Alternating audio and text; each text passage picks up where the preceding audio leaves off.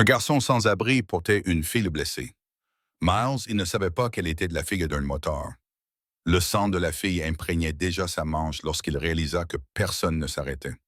Les phares les éclairaient rapidement et indifféremment, illuminant l'accident pendant une demi-seconde à chaque fois. La voiture était retournée dans le fossé, le garde-corps était tordu comme s'il avait abandonné. La jeune fille était allongée sur l'asphalte, essayant de ne pas se crier car chaque respiration lui faisait mal. Elle s'affaiblissait. C'est à ce moment-là qu'il a compris que l'attente la tuerait. Avant de continuer, dites-moi dans les commentaires d'où vous regardez. Je lis tous les commentaires. La route était vide, d'une manière qui vous trompait.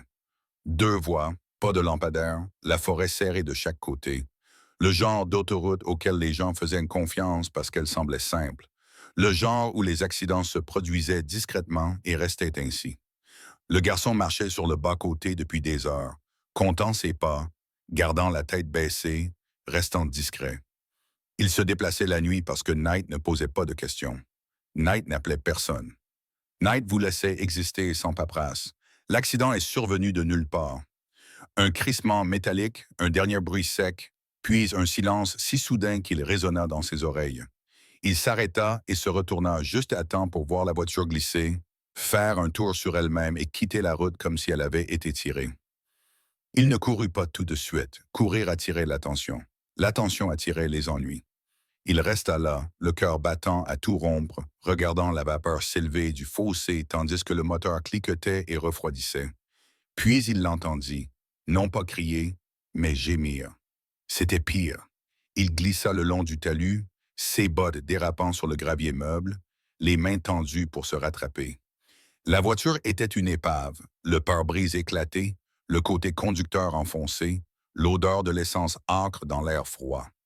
La fille gisait à quelques mètres de là, à moitié sur la route, à moitié dans l'herbe, une jambe pliée de travers, les bras serrés contre sa poitrine, les yeux rivés sur lui. « Ne bougez pas », dit-il sans réfléchir, même s'il savait qu'elle ne l'écouterait peut-être pas, qu'elle ne comprendrait peut-être pas, qu'il était peut-être déjà trop tard.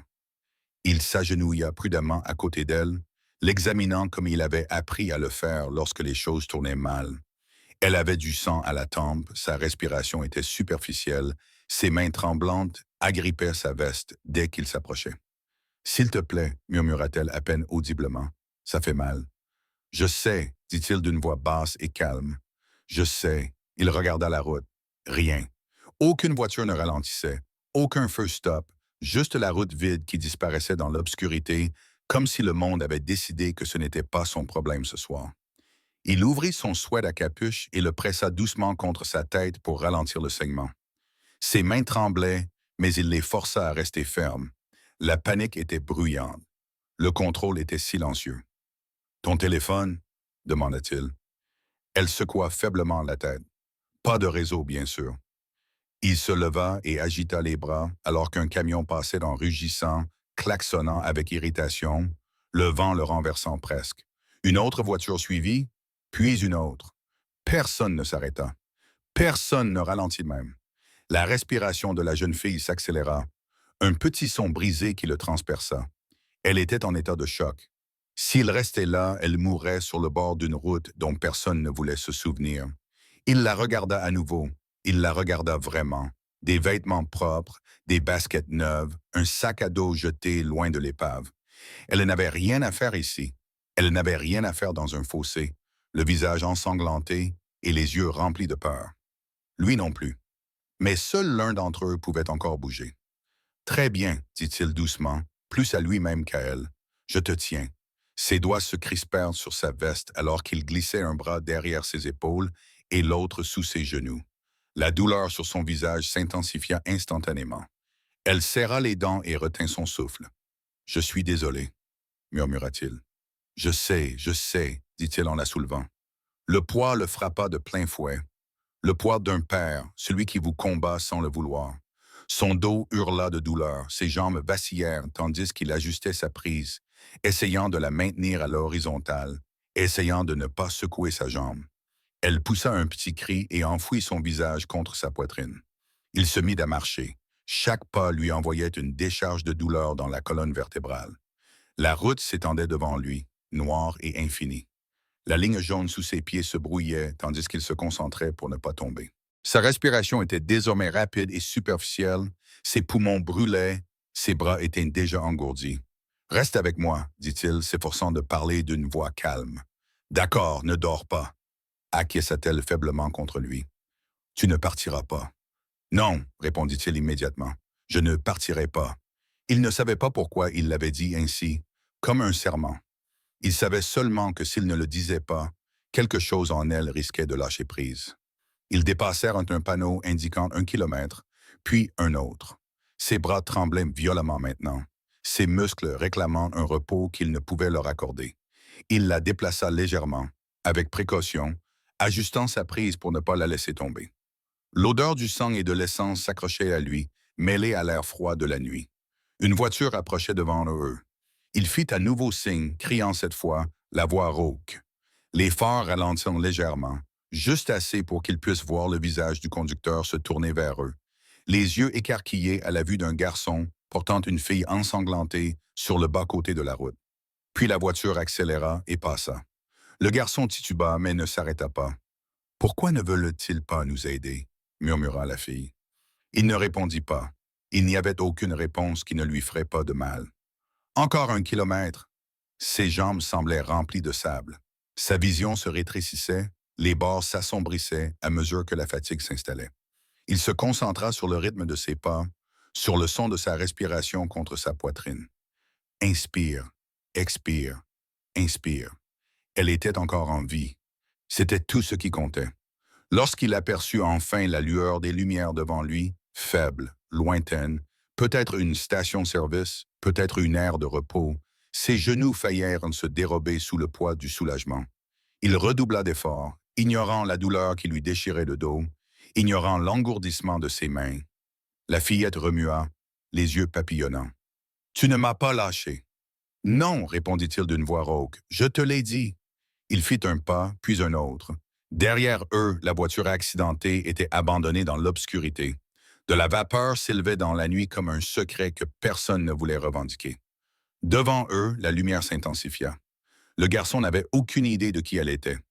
Il ne savait pas que la file qu'il portait kilomètre après kilomètre était la file d'un moteur dont le nom avait beaucoup plus de poids que cette route déserte. Il savait seulement que s'il s'arrêtait maintenant, elle ne s'en sortirait pas. Alors il continua à marcher. Ses bras commencèrent à faiblir avant ses jambes. Cela le surprit. Il avait toujours pensé que ce seraient ses genoux qui lâcheraient les premiers. La façon dont il tremblait maintenant à chaque pas, la façon dont ses mollets brûlaient comme s'ils étaient déchirés de l'intérieur. Mais c'étaient ses bras, la lente perte de force, l'engourdissement qui se propageait de ses doigts jusqu'à ses avant-bras l'effrayait le plus. Car si ses bras lâchaient, elle tomberait. Il ajusta à nouveau sa prise, serra les dents si fort que sa mâchoire lui fit mal, son poids se déplaça légèrement, sa jambe blessée effleura sa cuisse, et elle haleta doucement, ses doigts se crispant instinctivement sur sa veste. « Je sais, » dit-il essoufflé. « Je sais, je suis désolé. » La route tournait doucement vers la droite, disparaissant dans les arbres qui se pressaient de part et d'autre. L'air sentait le pain et la terre humides, vifs et purs, mais cela ne suffisait pas à masquer l'odeur de sang et de caoutchouc brûlé qui s'accrochait à lui. Il regarda devant lui. Les lumières étaient toujours là, mais plus loin qu'il ne l'avait espéré. Jaunes, blanches, fixes, immobiles. Ce n'est pas un mirage, se dit-il, c'est réel. Il s'efforça de garder les yeux rivés sur elle. Un pas, puis un autre. La respiration de la jeune fille changea. Il le sentit avant de l'entendre. Sa poitrine se soulevait de manière irrégulière contre la sienne. Le rythme se brisa, sa tête se balança légèrement contre son épaule. « Hé !» dit-il immédiatement, pris d'une panique intense et soudaine. « Hé, reste avec moi, dit-il. » Elle ouvrit les yeux. « Je suis fatigué. »« Non, dit-il d'un ton plus sec, effrayé par le calme de sa voix. Tu ne peux pas être fatigué maintenant. Tu pourras être fatigué plus tard. » Elle lui adressa un sourire faible et tordu. « Tu parles comme mon père. » Cela le frappa plus fort à la poitrine que le poids ne l'aurait jamais fait. « Oui, dit-il, forçant un calme qu'il ne ressentait pas. Il a l'air intelligent. Il crie, murmura-t-elle. Mais il revient, le garçon déglutit. Bien, dit-il doucement. Alors toi aussi reviens. Elle acquiesça à peine. Une rafale de vent balaya la route, transperçant sa fine veste et leur donnant à tous deux un violent frisson. Il resserra instinctivement ses bras, la serrant plus fort contre sa poitrine, ignorant la nouvelle vague de douleur dans le bas de son dos. Il trébucha pendant une fraction de seconde. Le monde bascula. La route s'inclina, les lumières sautèrent, son pied glissa sur le gravier meuble au bord de l'accotement, son cœur bondit dans sa gorge. Il tomba lourdement sur un genou, l'impact la secouant. Elle cria plus fort cette fois, la douleur se reflétant sur son visage. « Je suis désolé, » dit-il immédiatement, tremblant. « Je suis désolé, j'ai glissé. » Il resta là pendant un instant, puis un autre, la poitrine haletante, la vue trouble. Son corps lui criait de rester allongé, de se reposer, de la poser et de laisser quelqu'un d'autre prendre le relais. Il n'y avait personne d'autre ici. Il se releva, ses muscles protestant violemment. Ses bras tremblaient si fort qu'il crut qu'ils allaient le lâcher. Mais il serra les mâchoires et se redressa, reprenant son équilibre avant de faire un autre pas. Des voitures passaient de temps en temps, plus souvent qu'avant, mais aucune ne s'arrêtait. Une paire de phares ralentit suffisamment longtemps pour qu'il ose espérer, le cœur battant douloureusement. La voiture fit une légère embardée pour leur laisser plus d'espace, puis continua sa route. Il rit une fois, un son court et brisé qui le surprit lui-même. « Évidemment, marmonna-t-il. » La jeune fille bougea faiblement. « On est arrivé? »« Presque, mentit-il. » Un autre panneau kilométrique passa. Sa respiration devint saccadée, chaque inspiration lui écorchant la gorge. Son champ de vision se rétrécit à nouveau, des taches sombres dansant sur les bords. Il se concentra sur son poids, sur la pression qu'elle exerçait contre lui, sur le fait qu'elle était encore chaude, qu'elle respirait encore. C'était son point d'ancrage. « Dis-moi quelque chose, » dit-il soudainement, ayant besoin d'entendre sa voix, d'avoir la preuve qu'elle était toujours là. « Comme quoi, » murmura-t-elle. « N'importe quoi, » répondit-il. « Ton plat préféré, un film, quelque chose de stupide. » Elle resta silencieuse un instant, puis murmura « Des pancakes avec trop de sirop. » Il souffla doucement. « C'est stupide, » dit-il. Elle sourit faiblement contre sa poitrine. « C'est toi qui as demandé. » « D'accord, » dit-il. Les lumières devenaient plus vives maintenant, suffisamment proches pour qu'il puisse en voir la source. Une station-service ouverte toute la nuit au bord de l'autoroute, des pompes brillant comme des balises. Un magasin de proximité trapu et solide derrière elle. Le soulagement le frappa si fort que ses genoux faillirent se dérober à nouveau. « On y est, » dit-il d'une voix rauque. « Tu vois les lumières? » Elle acquiesça faiblement. Il parcourut les derniers mètres de route en une journée, l'adrénaline le poussant en avant, alors que son corps n'avait plus rien à donner. Dès que son pied toucha le bord du parking de la station-service, il cria « À l'aide !» Sa voix se brisa. « Aidez-moi, s'il vous plaît !» Un homme près des pompes se retourna, surpris. Un autre leva les yeux de son téléphone. Quelqu'un fit tomber une tasse. « Bon sang !» dit une femme déjà en mouvement. « Que s'est-il passé ?» Le garçon fit un autre pas chancelant et finit par ralentir. Ses bras étaient maintenant engourdis, ses mains répondaient à peine lorsqu'il la déposa délicatement sur le béton.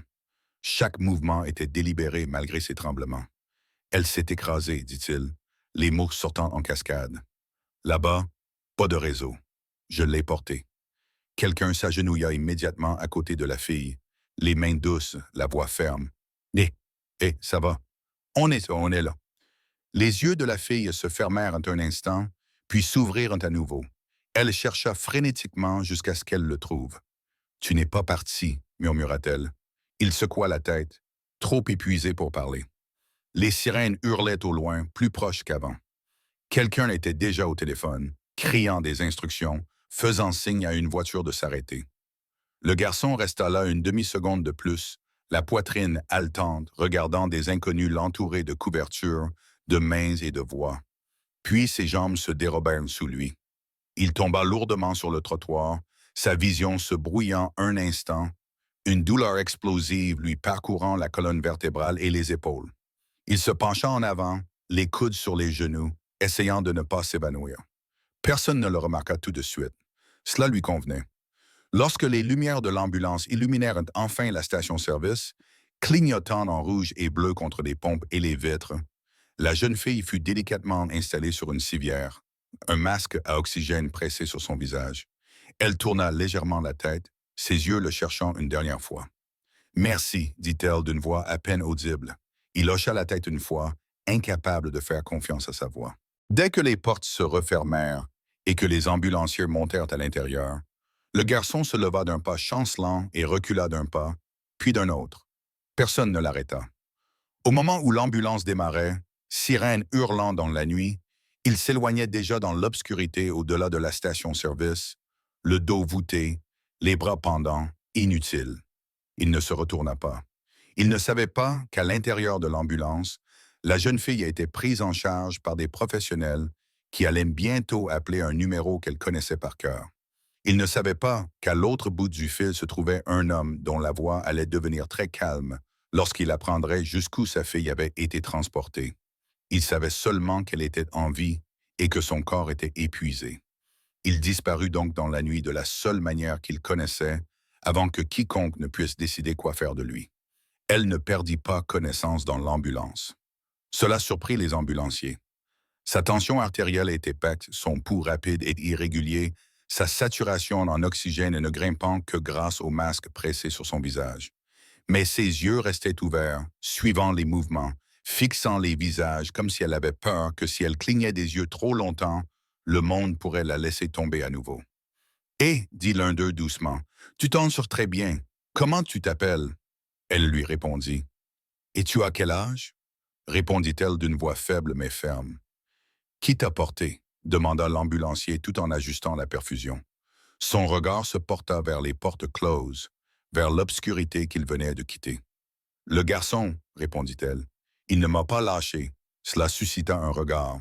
« Sur quelle distance t'a-t-il porté » demanda l'autre ambulancier. Elle déglutit, la gorge serrée. « Une longue distance. » Ils échangèrent un regard, mais n'insistèrent pas. Lorsqu'ils la roulèrent dans sa salle des urgences, la nuit se fractura en lumière et en bruit. Les médecins se déplaçaient rapidement. Les ordres fusaient dans tous les sens. Ses vêtements furent découpés, ses mains examinées avec soin, les blessures répertoriées avec une rapidité professionnelle. Pendant tout ce temps, son regard cherchait quelque chose. « Hé !» dit doucement une infirmière, remarquant son regard. « Vous êtes en sécurité. Il vous a amené ici. Nous nous occupons de vous maintenant. » La jeune fille acquiesça, mais quelque chose ne la rassurait pas. Car être en sécurité ne signifiait pas que tout était terminé. De l'autre côté de la ville, dans un garage qui sentait l'huile, le métal et le cuir vieilli, un homme se tenait immobile, son téléphone collé à l'oreille. Il n'interrompit pas, ne fit pas les 100 pas, ne jura pas. Il écouta. « Oui, dit-il une fois. » Une autre pause. « À quelle distance » demanda-t-il. La voix à l'autre bout du fil hésita. Il parle de kilomètres. Plusieurs. L'homme ferma les yeux. Des kilomètres signifiaient des choix. Des kilomètres signifiaient du temps. Des kilomètres signifiaient que quelqu'un avait décidé encore et encore de ne pas s'arrêter. « Est-il resté » demanda l'homme. « Non, » répondit la voix. « Il est parti dès que l'ambulance est arrivée. » L'homme expira lentement, d'un souffle contrôlé mais lourd. « Trouvez-le, dit-il.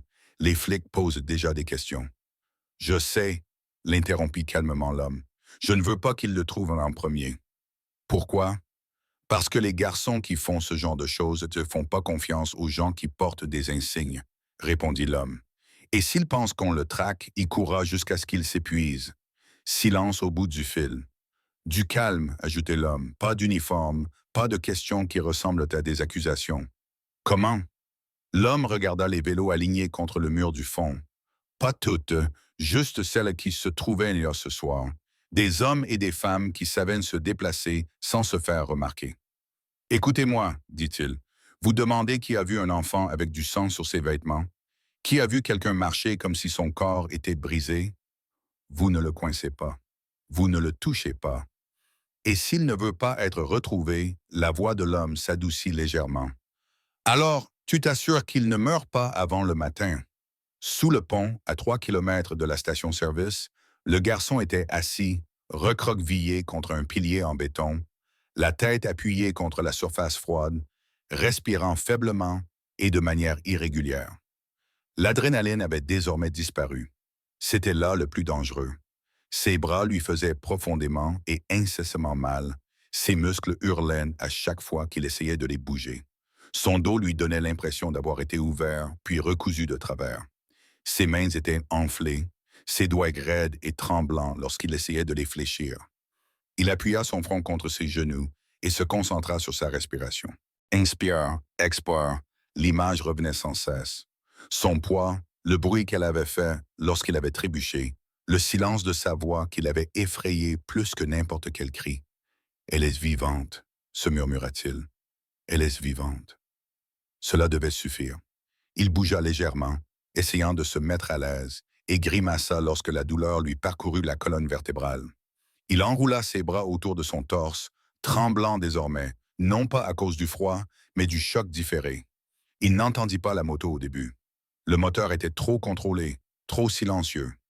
Lorsqu'il le remarqua, elle s'était déjà arrêtée à bonne distance. Il releva brusquement la tête, le cœur battant à tout rompre.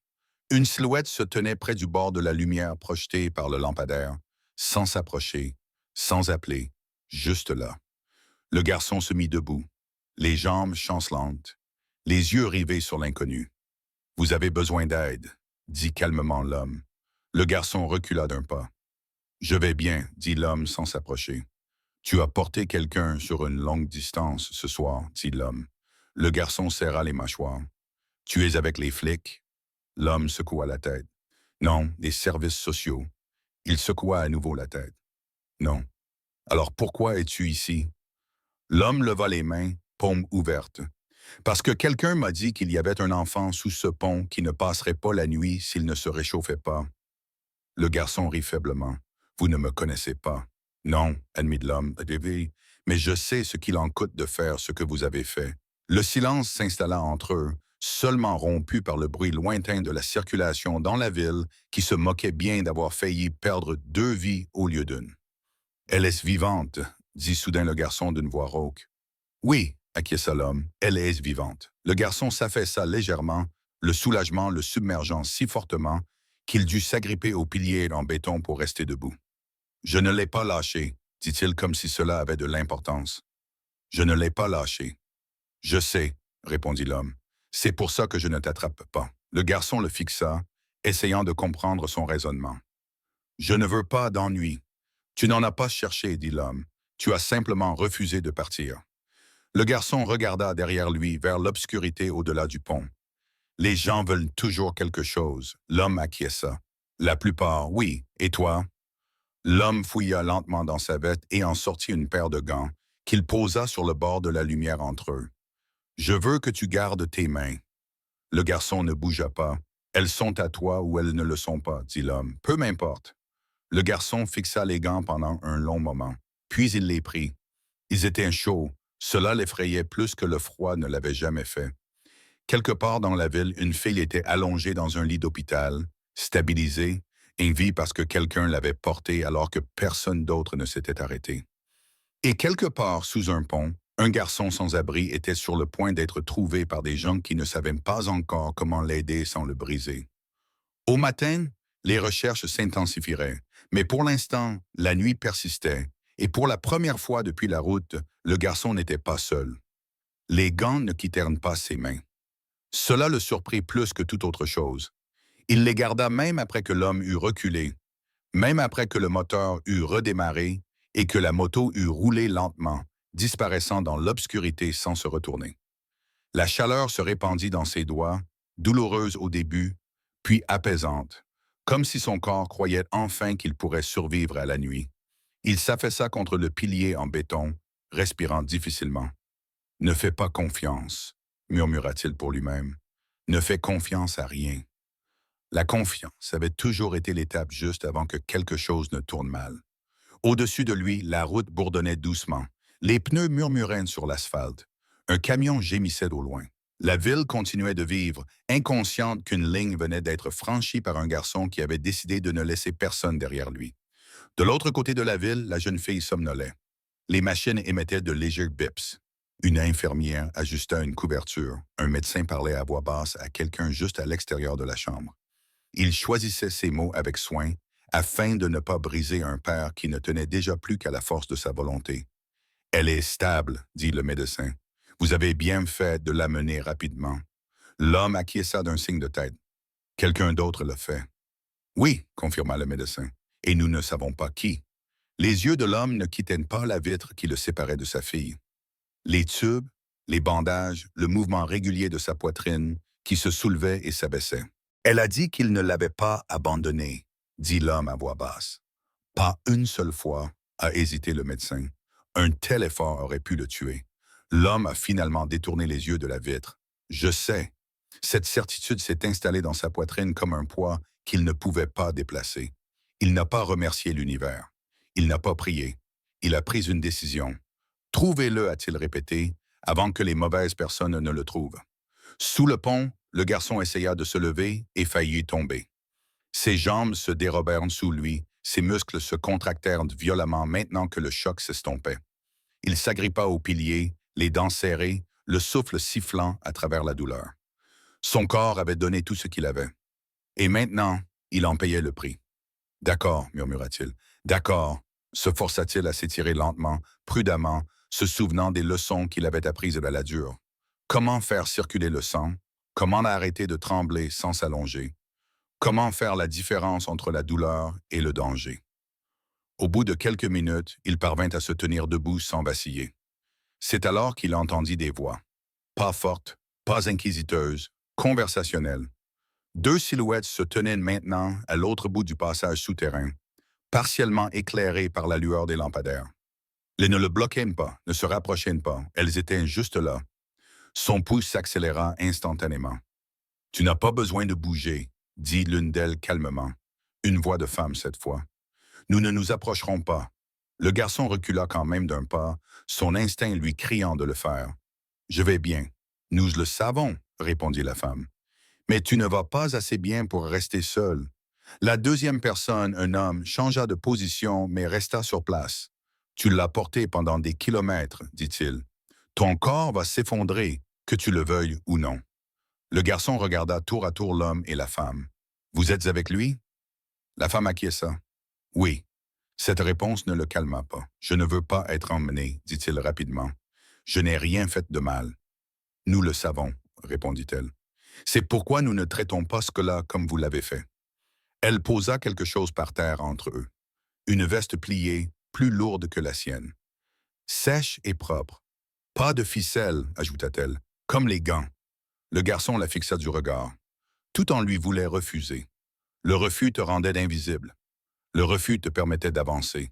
Mais ses jambes tremblaient déjà à nouveau. Et l'air nocturne transperçait ses vêtements humides comme des couteaux. Il ne tendit pas la main vers la veste. « Tu vas me suivre si je pars ?» demanda-t-il. L'homme secoua la tête. « Non, tu promets ?» La femme le regarda dans les yeux. « Nous ne promettons pas ce que nous ne pouvons pas tenir. » C'était une réponse qui semblait plus proche de la vérité que du réconfort. « Alors pourquoi es-tu ici ?» demanda le garçon. La femme ne se précipita pas. « Parce que l'homme dont tu as porté la fille ne croit pas aux dettes. Il croit au choix. » Le garçon eut un petit rire amer. « C'est une première. »« Oui, » dit l'homme doucement. « C'est vrai. » Le silence s'étira. La veste gisait sur le béton entre eux, intacte. « Que se passera-t-il si je dis non ?» demanda le garçon. « Alors nous partirons, » répondit la femme. « Et tu passeras la nuit comme tu peux.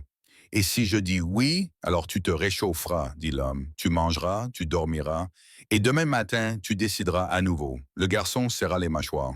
Les décisions du matin étaient dangereuses. Le matin, c'était quand les systèmes se réveillaient. « Vous n'appellerez personne ?» demanda-t-il. « Pas sans que tu le saches, » répondit la femme. « Vous ne direz pas aux flics où je suis? » « Non, tu ne vas pas en faire toute une histoire. » L'homme secoua la tête. « C'est déjà le cas sans toi. Il s'agit de te garder intact. » Le garçon baissa les yeux vers ses mains. Les gants étaient toujours là, encore chauds, encore réels. Il se pencha lentement et ramassa la veste. Elle était plus lourde que la sienne. Elle était de meilleure qualité, le genre que l'on achète pour survivre à l'hiver, pas seulement pour le fuir. Il l'enfilait. La chaleur le frappa si fort que sa vision se brouilla un instant. Il prit une inspiration et se stabilisa. « Juste pour cette nuit, dit-il. La femme qui est ça. On se bat pas. Oui, chez Manem. La femme acquiesça. Juste pour cette nuit. Ils ne le touchèrent pas, ils ne le pressèrent pas, ils attendirent qu'il jette un dernier regard dans l'obscurité au-delà du pont. L'endroit qu'il connaissait, l'endroit qui avait failli l'engloutir, puis il se retourna et marcha avec eux, pas à pas, loin de la route où il l'avait transporté. Derrière lui, le passage souterrain redevint silencieux. Devant eux, des lumières les attendaient. Pas brillantes, pas exigeantes, juste stables. Et pour la première fois depuis qu'il avait soulevé son corps brisé de l'asphalte, le garçon se permit de croire que survivre à la nuit n'était peut-être pas la partie la plus difficile de ce qui allait suivre. Ils ne l'emmenèrent pas loin. Cela comptait plus qu'il ne voulait l'admettre. Le trajet fut silencieux, la moto avançant lentement et régulièrement dans les ruelles qui évitaient les caméras et les questions. Il était assis derrière la femme, les mains posées légèrement sur ses côtés, sans la serrer ni la retenir, juste là. Chaque bosse envoyait une protestation sourde dans son dos et ses bras, mais la douleur était différente maintenant. Contenue, gérable. Ils s'arrêtèrent devant un bâtiment bas niché entre un magasin de pneus fermé et une clôture métallique recouverte de givre. Des lumières brillaient à l'intérieur, chaudes mais pas vives. Rien dans cet endroit ne se remarquait. À l'intérieur, la chaleur l'enveloppa immédiatement. Pas une chaleur écrasante, ni agressive, juste assez pour rappeler à son corps ce que c'était que de ne pas être en danger. Ses genoux fléchirent et il se rattrapa à un établi, gêné par sa faiblesse. Personne ne fit de commentaire. Un homme aux cheveux gris leva les yeux d'une table encombrée de fournitures médicales et se figea en voyant la posture du garçon, la façon dont il favorisait d'un côté. « Assieds-toi » dit l'homme, déjà en mouvement. Ce n'était pas un ordre, mais une évaluation. Le garçon s'assit. Les mains travaillèrent rapidement et avec précaution, coupant le tissu humide, nettoyant le sang séché, vérifiant s'il y avait des gonflements, des ecchymoses, des choses cachées sous l'adrénaline. L'homme ne lui demanda pas son nom, ni son âge, ni où il avait dormi. « Tu as de la chance », dit l'homme doucement. « Une heure de plus et tes muscles auraient commencé à se bloquer définitivement. » Le garçon haussa faiblement les épaules. Il ne se sentait pas chanceux. L'homme renifla. Personne ne se sent jamais chanceux. Quelqu'un posa un bol de soupe devant lui. La vapeur qui s'en dégageait était riche et réelle. Il la fixa un instant, étourdi par l'odeur, puis se força à manger lentement, prudemment, comme on le fait quand le corps est à bout de force. De l'autre côté de la pièce, la femme qui avait voyagé avec lui était appuyée contre le mur, les bras croisés, le regard perdu dans le vide, ne le regardant pas, regardant l'espace. Au bout d'un moment, l'homme qui lui avait parlé en premier, celui dont la voix avait une autorité sans menace, s'approcha. « Elle est réveillée, dit-il doucement. Les médecins disent qu'elle est stable. Elle a une jambe cassée et une commotion cérébrale, mais elle va s'en sortir. » Le garçon acquiesça, soulagé, au point que ses mains se mirent à trembler. « Bien, demanda-t-elle. « Elle a demandé de tes nouvelles, ajouta l'homme. Elle n'a pas demandé ton nom, elle voulait juste savoir si tu avais arrêté de marcher. » Le garçon baissa les yeux vers le bol. « Non, je n'ai pas arrêté. Je sais, dit l'homme. Un silence s'installa entre eux, lourd mais pas inconfortable. « Que va-t-il se passer maintenant ?» demanda finalement le garçon. L'homme ne se précipita pas pour répondre. « Ce soir, tu dors.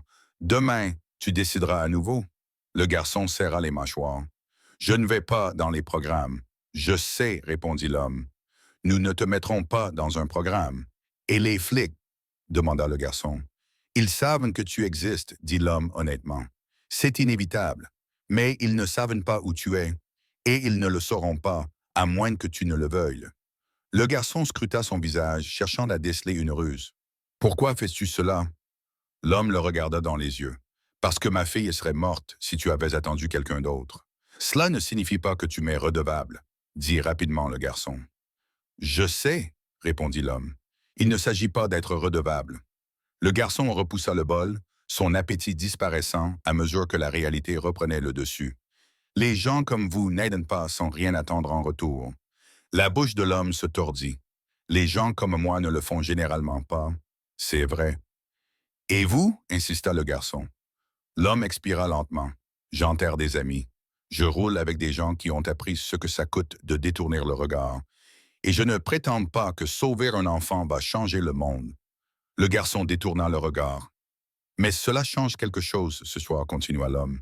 Et parfois, cela suffit. Une petite chambre l'attendait au bout du couloir. Un lit, des draps propres, une porte qui se fermait doucement et ne se verrouillait pas à moins de tourner soi-même le loquet. Tu peux partir quand tu veux, dit l'homme. Même maintenant, acquiesça le garçon. Je sais. Il s'allongea tout habillé, l'épuisement le submergeant avant que son esprit ne puisse le rattraper.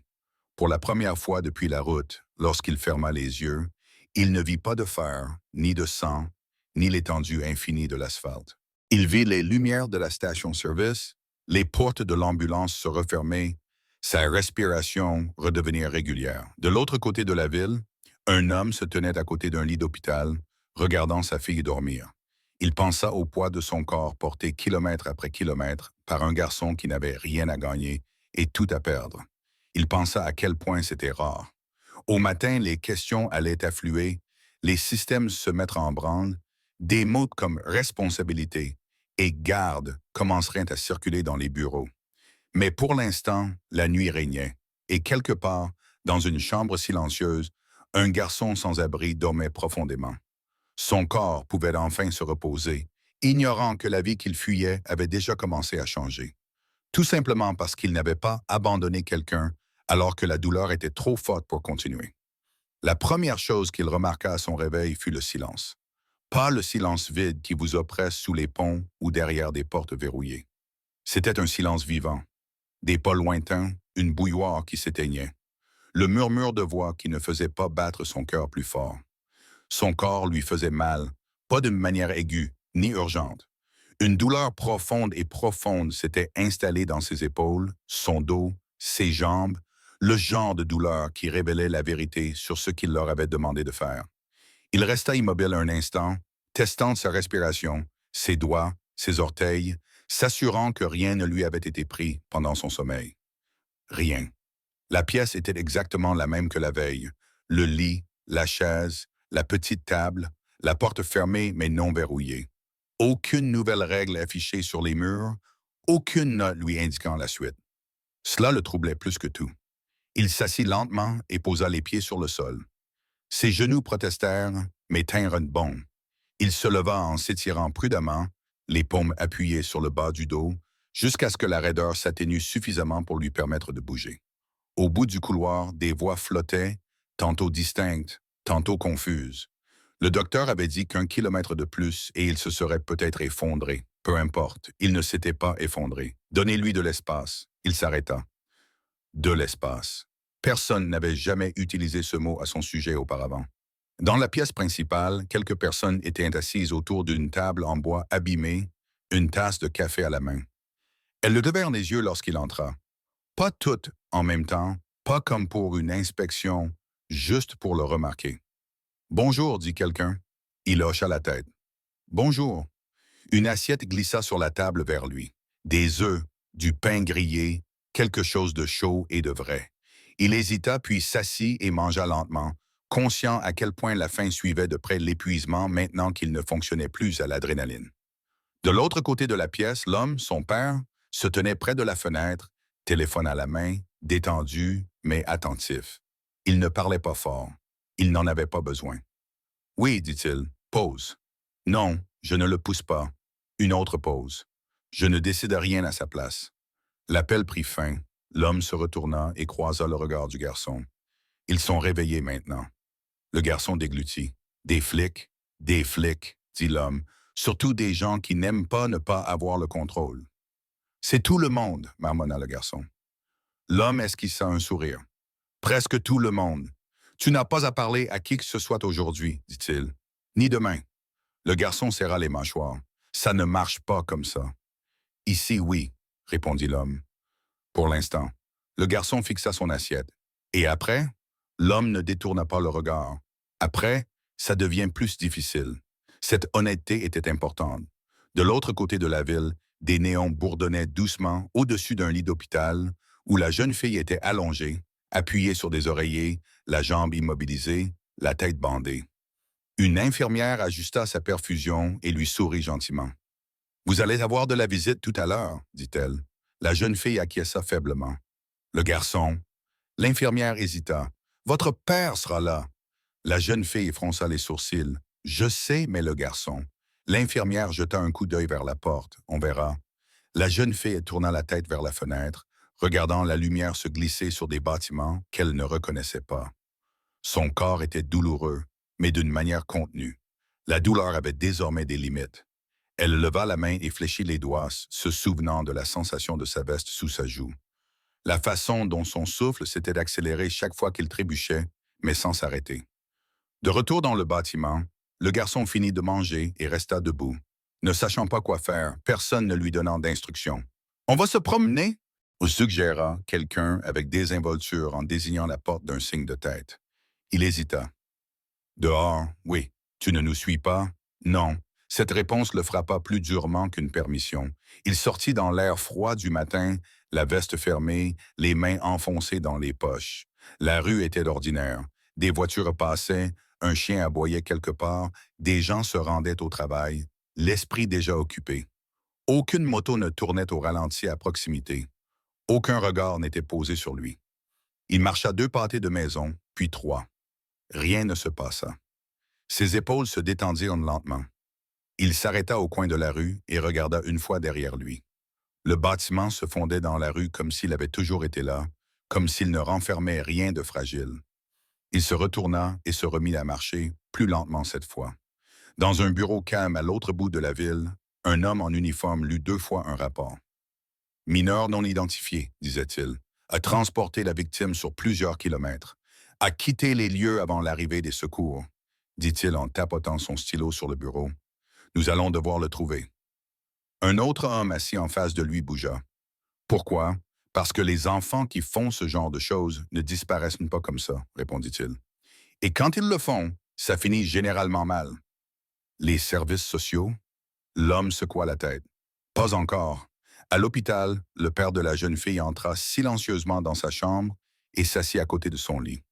Tu es réveillée, signa-t-il. Elle acquiesça. Je n'ai pas beaucoup dormi. Je sais, répondit-il en signant. Elle l'observa attentivement, puis signa à nouveau. Est-ce qu'il va bien? Il croisa son regard. Oui. Est-ce qu'il est resté? Il acquiesça d'un signe de tête. Ses épaules se détendirent. Elle fit un signe plus petit. Il m'a porté. Je sais, répondit-il. Tout mon poids, ajouta-t-elle. La gorge serrée, l'homme garda la main ferme. Oui. De retour dans la rue, le garçon s'arrêta à un passage piéton, attendant que le feu passe au vert. Son reflet le fixait depuis la vitrine sombre d'un magasin. Des yeux fatigués, des jointures meurtries, une posture toujours prête à s'enfuir.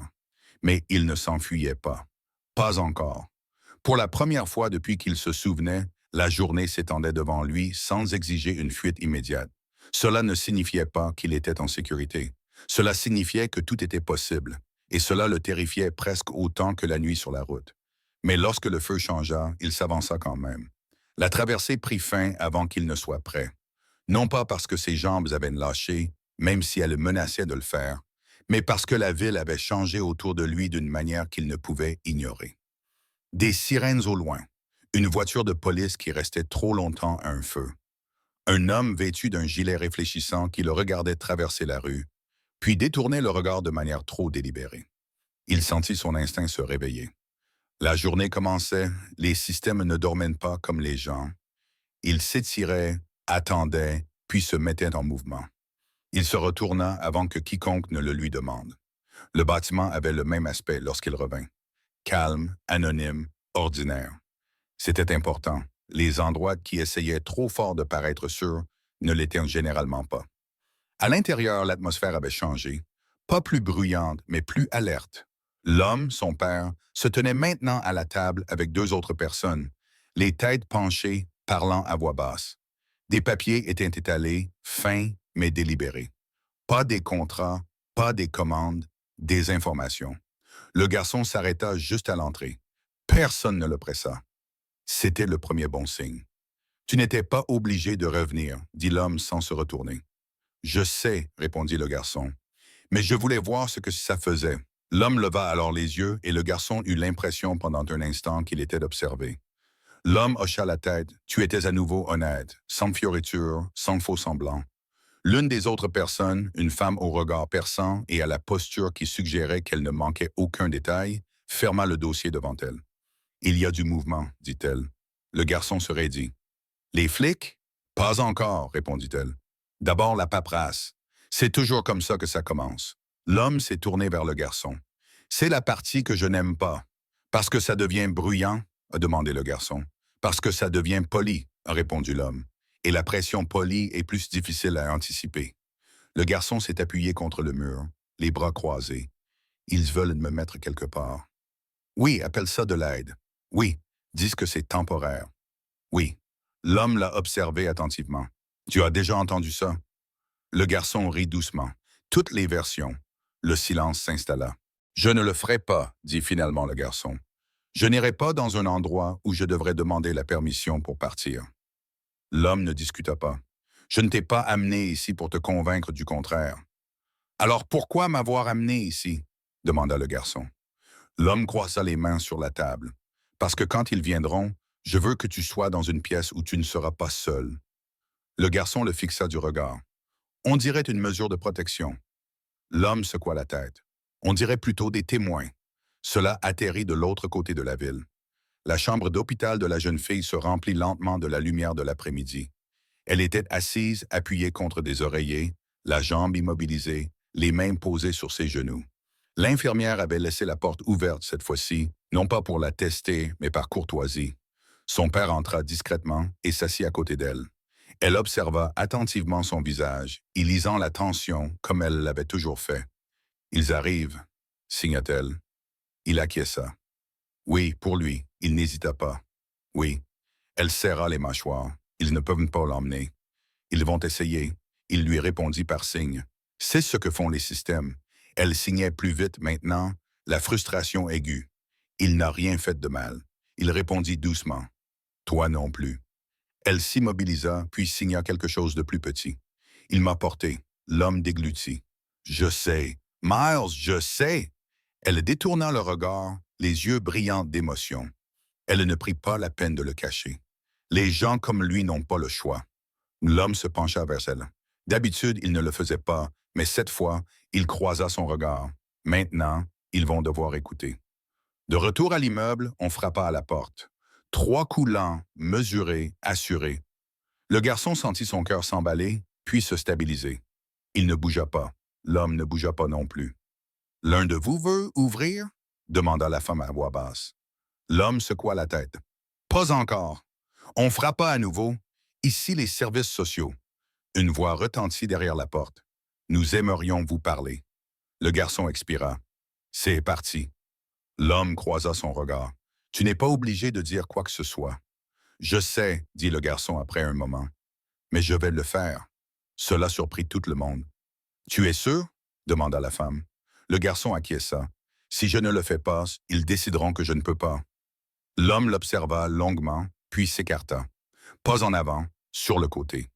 Le garçon se dirigea vers la porte et l'ouvrit. 2 personnes se tenaient là, le visage calme, un bloc-notes tenu juste assez bas pour paraître inoffensif. « Bonjour, dit la femme, nous sommes ici pour nous assurer que vous êtes en sécurité. » Le garçon croisa son regard. « Je le suis, » dit-elle en clignant des yeux. « Nous aimerions discuter des prochaines étapes. » Le garçon acquiesça. « D'accord, mais pas ici. » L'homme assis à la table apparut derrière lui. Il ne se tenait pas en retrait, n'intervenait pas. Il était simplement présent et n'était pas seul, ajouta le garçon. Le silence s'éternisa. La femme jeta un coup d'œil derrière lui, évaluant la pièce, les personnes présentes, l'attitude d'un homme à qui on ne demandait clairement pas la permission. « Cela peut s'arranger, dit-elle prudemment. Le garçon acquiesça. Bien, la porte se referma. À l'intérieur, personne ne parla pendant un moment. La femme assise à la table expira lentement. « Tu viens de changer les règles. » Le garçon secoua la tête. « Je viens simplement de refuser de jouer sans les connaître. » L'homme le regardait avec une sorte de fierté qu'il ne nommait pas. Dehors, la ville se rapprochait. Mais pour la première fois, le garçon ne reculait pas. Il restait immobile, blessé, épuisé, effrayé, mais présent. Et il commençait à comprendre que c'était la chose la plus dangereuse qu'il pouvait faire, car les systèmes savaient comment poursuivre. Ils ne savaient pas toujours comment l'écouter. Et demain, il allait les y contraindre. La rencontre eut lieu 2 heures plus tard, ni dans un immeuble, ni dans un bureau, mais sur un terrain neutre, dans un centre communautaire près de la rivière, le genre d'endroit avec des chaises pliantes et des sols éraflés, où rien ne semblait appartenir à quelqu'un d'important. Le garçon le remarqua immédiatement et approuva. Il arriva à pied. Cela avait aussi son importance. L'homme, son père, lui avait proposé de l'y conduire. Le garçon avait refusé. Pas par obstination, mais simplement avec clarté. « Je vous retrouverai là-bas », avait-il dit. Il marcha donc lentement, prudemment. Chaque pas lui rappelait ce que son corps avait fait et ce qu'il ne lui avait toujours pas pardonné. Lorsqu'il arriva au bâtiment, sa chemise était trempée de sueur malgré le froid, et le bas de son dos le brûlait à chaque respiration. Il ne le cacha pas. À l'intérieur, la salle était déjà occupée. 2 personnes des services sociaux, une du service juridique, sans uniforme, sans badge. Tout était fait pour paraître calme, coopératif, raisonnable. Le garçon s'assit à la table sans qu'on le lui demande. En face de lui, la femme des services sociaux souriait comme le font les gens lorsqu'ils pensent prendre le contrôle sans rencontrer de résistance. « Nous voulons juste discuter », dit-elle, « pour nous assurer que tout le monde est sur la même longueur d'onde. » Le garçon acquiesça d'un signe de tête. « D'accord. » L'homme s'assit un peu en retrait, sans se montrer menaçant ni protecteur, présent, mais délibérément pas au centre. C'était intentionnel. La femme poursuivit. « Tu as fait quelque chose d'extraordinaire. Personne ne le conteste. Mais ce que tu as vécu a été traumatisant, et un traumatisme a besoin de structure. » Le garçon pencha légèrement la tête. « Une structure pour qui? » Le sourire vacilla. « Pour toi, dit-elle. Pour te protéger. » Le garçon croisa les mains. Elles étaient encore enflées, les jointures meurtries, de légères coupures visibles là où le verre l'avait lacéré. Il ne les a pas cachées. Je l'ai porté parce qu'il n'y avait personne d'autre, dit-il calmement. Pas parce que je voulais de l'aide. L'homme du service juridique se pencha en avant. Et personne ne dit le contraire, mais maintenant, d'autres personnes sont impliquées. Oui, acquiesça le garçon. Et c'est là le problème. Le silence s'installa. La femme rangea ses papiers. Nous proposons un placement temporaire, une observation médicale, un accompagnement psychologique sans porte verrouillée. Le garçon ne rit pas. Il ne ricana pas. Il secoua simplement la tête. « Je ne vais pas dans des endroits où je ne peux pas partir quand je le décide, dit-il. « Je l'ai déjà fait. Tu serais libre de partir? » demanda rapidement l'homme du service juridique. « Quand? » demanda le garçon. L'homme hésita. « Après examen, répondit-il. » Le garçon acquiesça lentement. « Ce n'est pas la liberté. » La femme se pencha légèrement en arrière, se recalibrant. « Tu es épuisé. Tu es blessé. Tu ne penses pas clairement. » La voix du garçon resta calme. « J'ai porté une fille blessée sur des kilomètres sans m'arrêter. Je sais exactement comment je pense quand je suis épuisé. » Cela eut plus d'impact que la colère. L'homme, son père, prit enfin la parole. « Il ne refuse pas les soins, dit-il calmement. Il refuse d'être confiné. » La femme lui jeta un coup d'œil. « Vous n'êtes pas son tuteur. » Non, l'homme acquiesça. « Je suis un témoin. » Ce mot changea l'atmosphère de la pièce. Le garçon le regarda brièvement, surpris.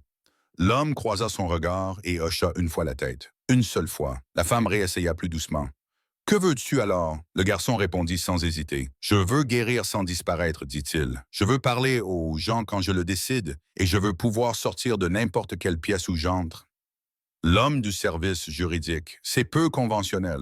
Tout comme laisser un enfant saigner dans un fossé, répondit le garçon. Silence à nouveau. Dans un coin de la pièce, une quatrième chaise racla doucement le sol. La jeune fille avait insisté pour venir. Elle était assise là, la jambe immobilisée, les béquilles appuyées contre le mur, le regard vif malgré la douleur qu'elle endurait en silence. Elle n'avait pas encore pris la parole. Personne ne le lui avait demandé. Elle leva la main. La femme se retourna, surprise. « Ma chérie, tu n'as pas besoin de le faire. » La jeune fille se mit à signer. Ses mouvements étaient plus lents que d'habitude à cause de sa blessure, mais clairs, délibérés, chaque mot façonné avec intention. Il ne s'est pas arrêté alors qu'il aurait pu. Il ne m'a pas rejeté quand ça faisait mal. Si vous le mettez dans un endroit dont il ne peut pas sortir, vous le punissez pour être resté. La pièce devint silencieuse. L'interprète, assise à côté d'elle, déglutit avant de parler à voix haute. La femme des services sociaux cligna des yeux. Nous ne le punissons pas.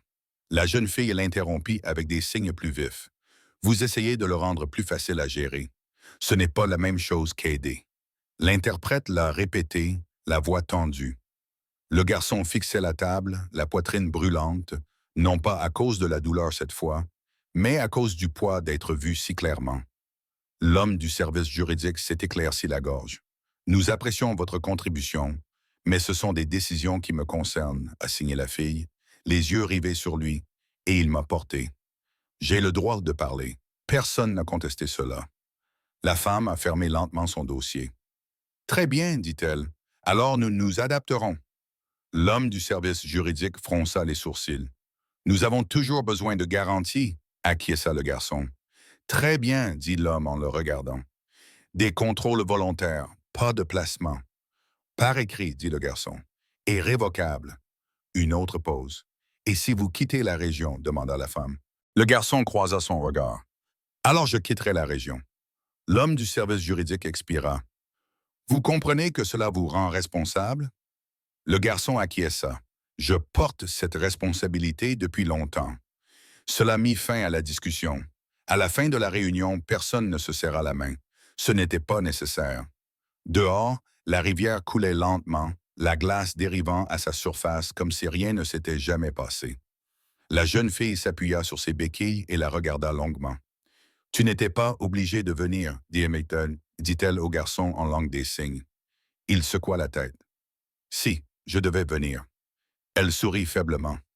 Derrière eux, l'homme les observait tous les deux, le cœur lourd. Ce n'était pas un sauvetage, ce n'était pas de la charité. C'était une ligne tracée discrètement par deux personnes que le monde n'avait pas prévues. Et elle tenait bon. La ville répondit à la réunion avec patience, sans approbation, sans résistance.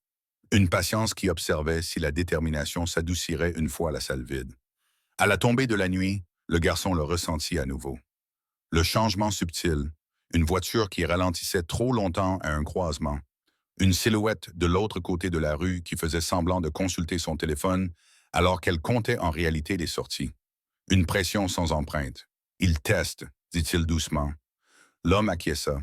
Ils le font toujours. Ils se tenaient maintenant devant le centre communautaire, la rivière juste derrière la balustrade, noire et calme, comme si elle n'avait pas essayé de tuer quelqu'un quelques jours auparavant. La fille s'appuyait sur ses béquilles à côté d'eux, le visage pâle mais concentré, les yeux scrutant la rue comme le fait quelqu'un qui a appris à quel point les choses peuvent changer facilement. « Ils n'aiment pas ça », signa-t-elle. « Non », acquiesça l'homme. « Ils n'aiment pas quand les choses ne cadrent pas. » Le garçon ajusta la sangle de son sac à dos. « Ils pensent que s'ils attendent, je partirai. »« Tu partiras » demanda l'homme. Le garçon réfléchit, honnête, sans fléchir. « Pas ce soir. » C'était suffisant. Plus tard, de retour dans l'immeuble, l'appel arriva enfin. Daniel répondit sans quitter la pièce, la voix calme, même si les mots à l'autre bout du fil se faisaient plus tendus. « Oui. » Pause. « Non, il n'a pas changé d'avis. » Une autre pause, plus longue. « Je comprends votre inquiétude. » Silence. « Non. » Il mit fin à l'appel et posa le téléphone. « Il monte en puissance, dit-il. » Le garçon acquiesça. « Comment? » « En recadrant la situation, répondit Daniel. Ils vont cesser de parler de placement. Ils vont commencer à parler de risque, de responsabilité, de devoir de diligence, dit le garçon en poussant un petit soupir. C'est là qu'ils commenceront à dire que je suis dangereux. Oui, dit Daniel, ou vulnérable ou incapable, tout ce qui convient.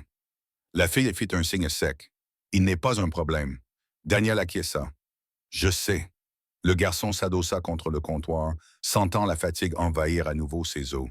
Que se passera-t-il s'il décide de forcer les choses? Daniel ne mentit pas. Alors ça va faire du bruit.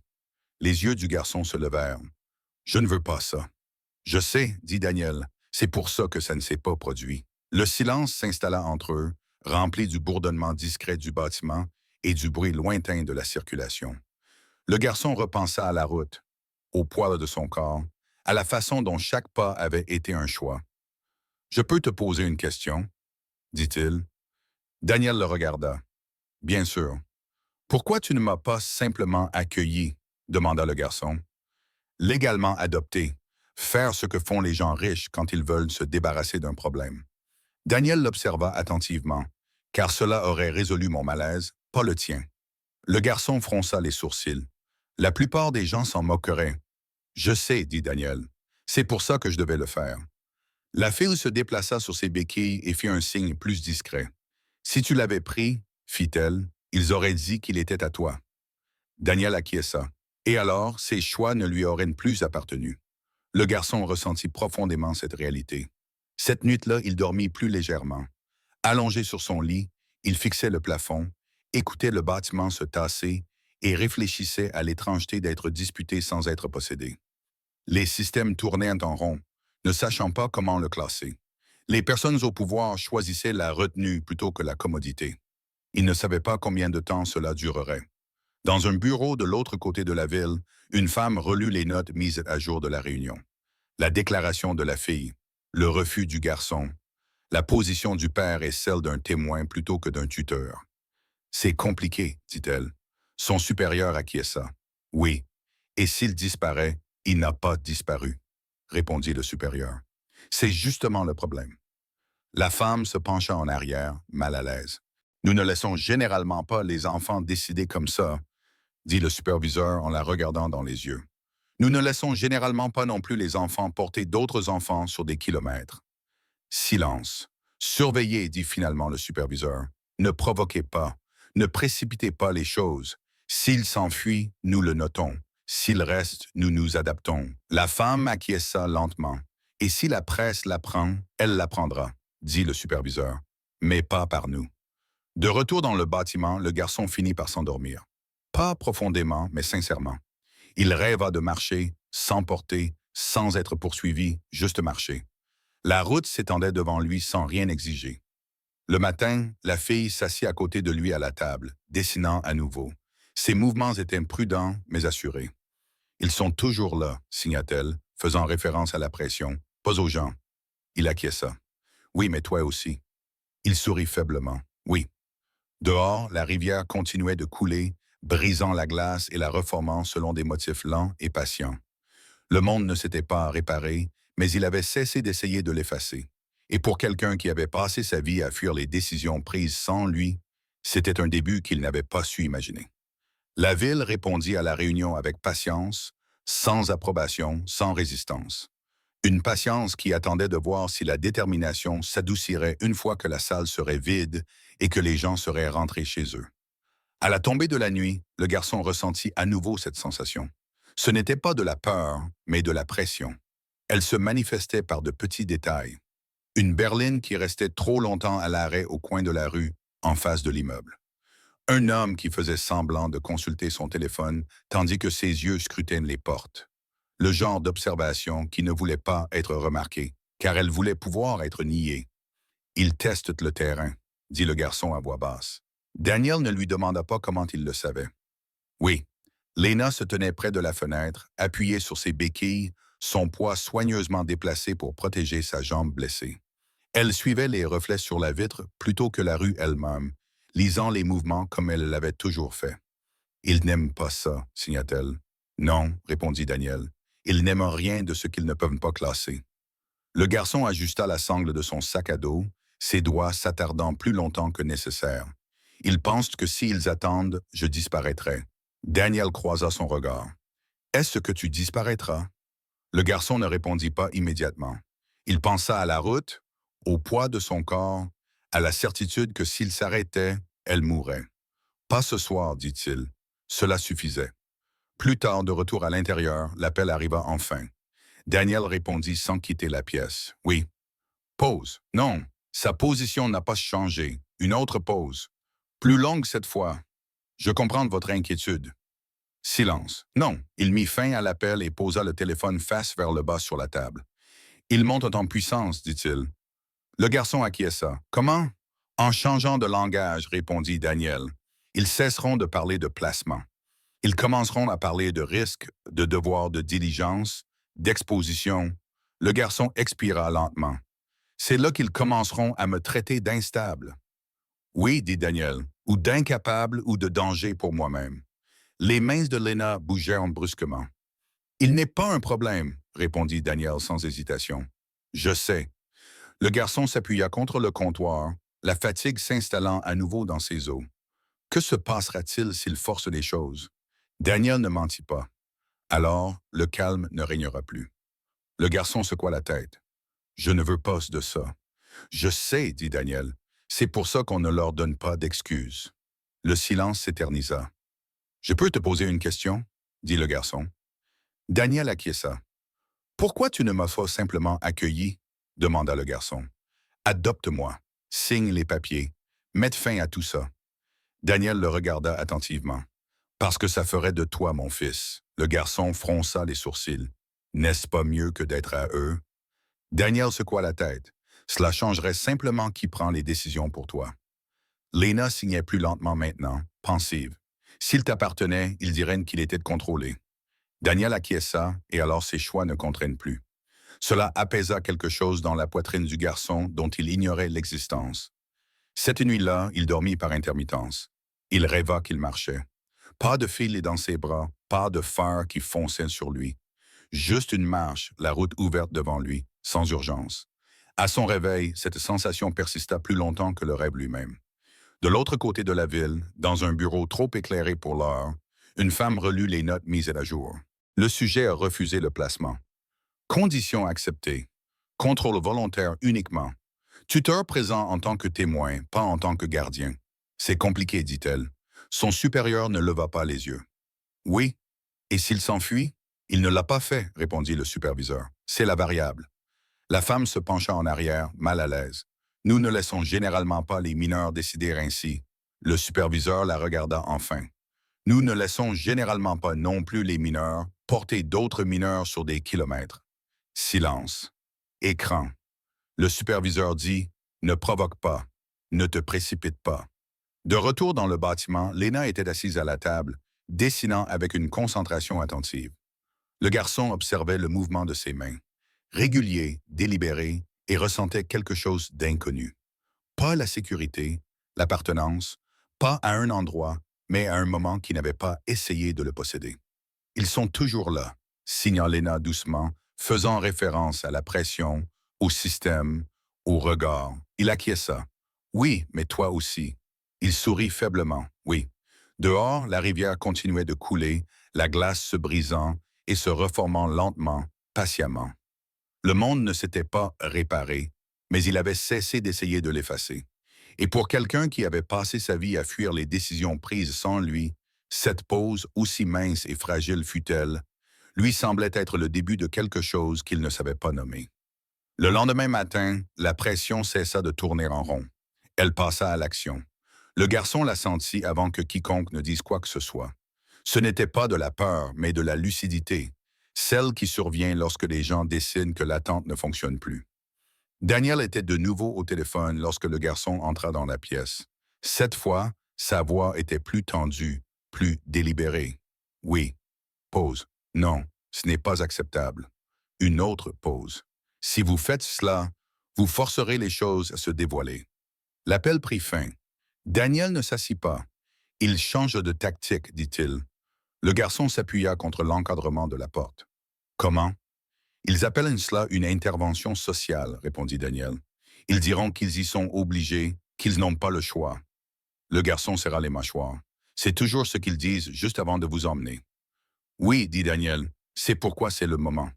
Lena leva les yeux de la table, le stylo toujours à la main. Le moment pourquoi? Elle fit un signe de la main. Daniel lui répondit en premier. Pour qu'il soit vu, pas protégé. Vu. Le garçon fronça les sourcils. Je ne veux pas être sous les feux de la rampe. Daniel acquiesça. Moi non plus, mais il y a une différence entre le bruit et les témoins. Il fouilla dans un dossier posé sur le comptoir et en sortit une feuille de papier. Pas de logo, pas d'entête, juste des mots tapés à la machine et des signatures. C'est une déclaration, dit Daniel, pas pour la presse, pour le dossier. Le garçon la prit avec précaution et la lut. Elle décrivait la route, la distance, le refus de la quitter, le choix de la porter plutôt que d'attendre. Pas d'éloge, pas d'adjectif, juste des faits. Que se passera-t-il si je signe cela? Demanda le garçon. Daniel ne mâcha pas ses mots. Ils ne pourront plus prétendre que tu es confus, manipulé ou incapable de prendre tes propres décisions. Et si je ne signe pas, ils décideront que tu en es incapable, répondit Daniel. Un silence pesant s'installa. Lena se leva et s'approcha du garçon en prenant soin de ses béquilles. Elle lut lentement la page par-dessus son épaule, puis signa. C'est ce que tu as fait. Ils ne peuvent pas changer ça. Le garçon fixa longuement le papier. Il pensa à la route, au poids qui lui brûlait les bras, au nombre de fois où il aurait pu s'arrêter et où il ne l'avait pas fait. Je ne veux pas qu'il s'approprie de mon histoire, dit-il doucement. Daniel le regarda dans les yeux. Alors raconte-la en premier. C'était ça, la différence. Le garçon prit le stylo. Sa main tremblait, non pas de peur, mais d'une sensation inhabituelle de permanence. Il signa son nom, lentement et avec précaution, comme si les lettres avaient plus d'importance que jamais. C'était le cas. Presque immédiatement, on frappa à nouveau à la porte. Pas fort, pas poliment, officiellement. Daniel n'ouvrit pas tout de suite. Il regarda plutôt le garçon. « Tu es prêt? » Le garçon acquiesça. « Oui. » Daniel ouvrit la porte. Deux agents se tenaient là, dans une posture formelle mais sobre. Derrière eux, une femme des services sociaux attendait, un bloc-notes à la main, le regard alerte. « Nous sommes ici pour effectuer un contrôle social, » dit-elle. Daniel s'écarta sans bloquer la porte. « Il est là. » Le garçon s'avança de lui-même. « Je ne pars pas, » dit-il avant que quiconque n'ait pu parler. « Et je ne refuse pas d'aide. Je refuse la garde. » La femme cligna des yeux. « Tu es mineur. » « J'ai porté un autre mineur pendant des kilomètres parce que personne d'autre ne voulait le faire, » répondit le garçon. « Vous pouvez noter ça. » L'un des agents se dandina, mal à l'aise. Daniel tendit à la femme la déclaration signée. « Ajoutez cela à votre rapport, » dit-il calmement. Elle la parcourut rapidement, puis plus lentement. L'atmosphère de la pièce changea. Ce n'était pas un fugueur, ce n'était pas une victime sans volonté propre. C'était un témoin avec un casier judiciaire. « Nous devons examiner cela, » dit la femme. « Bien sûr, » répondit Daniel, « et vous noterez qu'il a refusé le placement. » La femme hésita. Il pourrait y avoir des conséquences. Le garçon acquiesça. Il y en avait déjà. Je les supportais. Cela mit fin à la conversation. Ils partirent sans l'emmener, sans le toucher, sans élever la voix. Lorsque la porte se referma, le garçon expira sans s'être rendu compte qu'il retenait son souffle. Lena signa rapidement, l'excitation prenant le pas sur l'épuisement. « Tu n'as pas cédé. » Le garçon rit doucement. « J'ai failli le faire. » Daniel posa brièvement une main sur son épaule, sans pression, sans revendication, juste en signe de reconnaissance. « C'était le plus difficile, » dit-il.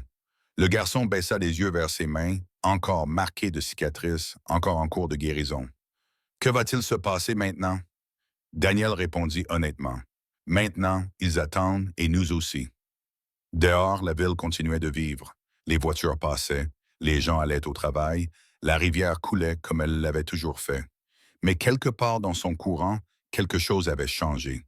Pour la première fois, le garçon n'avait pas couru, il n'avait pas été emmené. Il était resté immobile, et le monde avait continué à tourner autour de lui.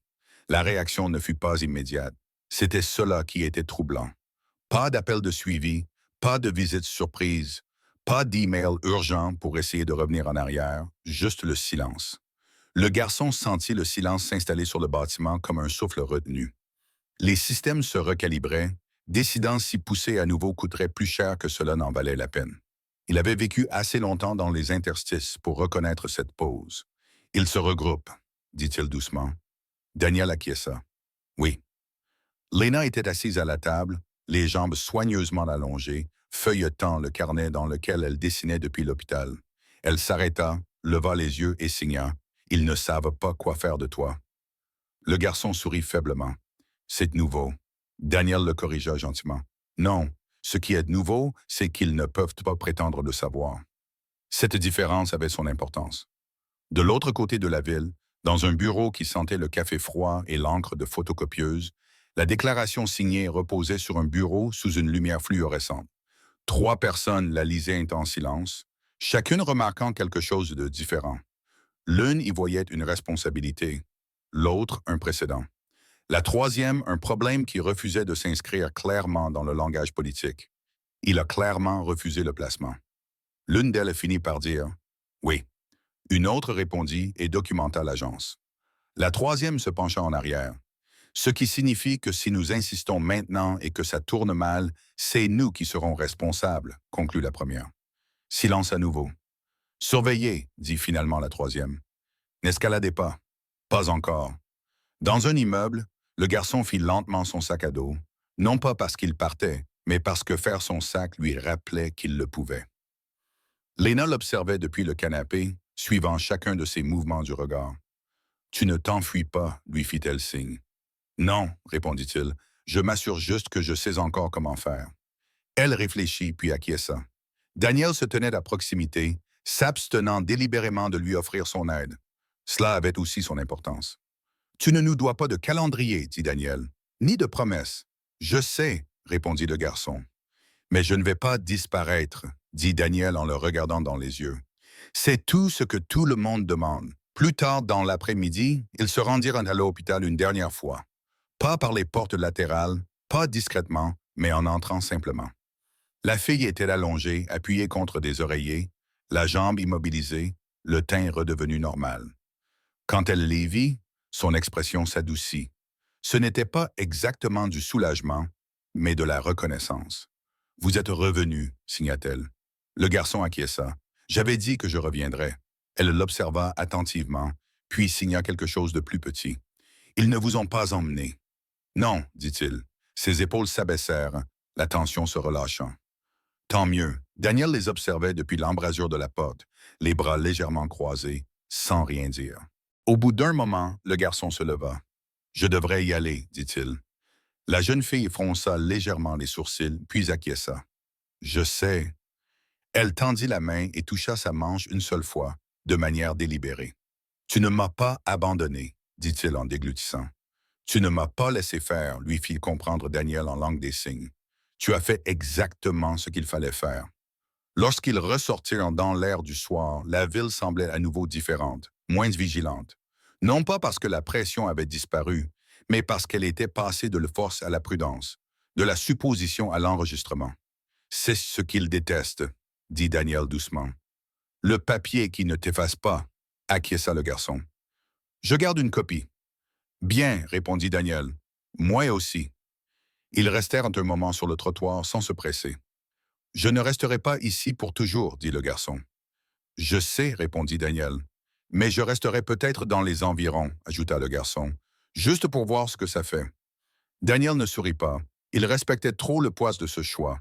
« Cette porte restera ouverte, » dit-il, « que tu la franchisses ou non. » Lena signa une dernière chose, délibérément et fermement. « Tu m'as porté. Maintenant, tu peux marcher. » Le garçon expira lentement. Pour la première fois depuis la route, l'idée de marcher sans urgence, sans crainte d'être rattrapé, ne lui semblait plus impossible. Demain serait encore compliqué. Les systèmes continueraient de surveiller. Les décisions continueraient de planer. Mais ce soir, la ligne tenait bon, et le garçon, qui n'était plus invisible et n'était encore revendiqué par rien, se tenait exactement là où il avait choisi d'être. Le matin arriva sans applaudissements. Pas d'appel, pas de coups à la porte, pas de moteur qui attendait dehors. Juste une lumière pâle qui filtrait à travers les fenêtres et les bruits ordinaires d'une ville qui était déjà passée à autre chose. Le garçon se tenait près de la porte, son sac à dos à ses pieds, le vérifiant par habitude plus que par nécessité. Rien n'avait changé à l'intérieur. Toujours léger, toujours à lui. C'était ce qui comptait. Daniel l'observait depuis la cuisine, son café refroidissant dans sa tasse. Il ne lui demanda pas où il allait. Il ne lui demanda pas quand il reviendrait. Il avait appris à ses dépens que ce genre de questions pouvait se transformer en chaîne si l'on n'y prenait pas garde. « Tu n'as pas besoin de t'expliquer, » dit Daniel.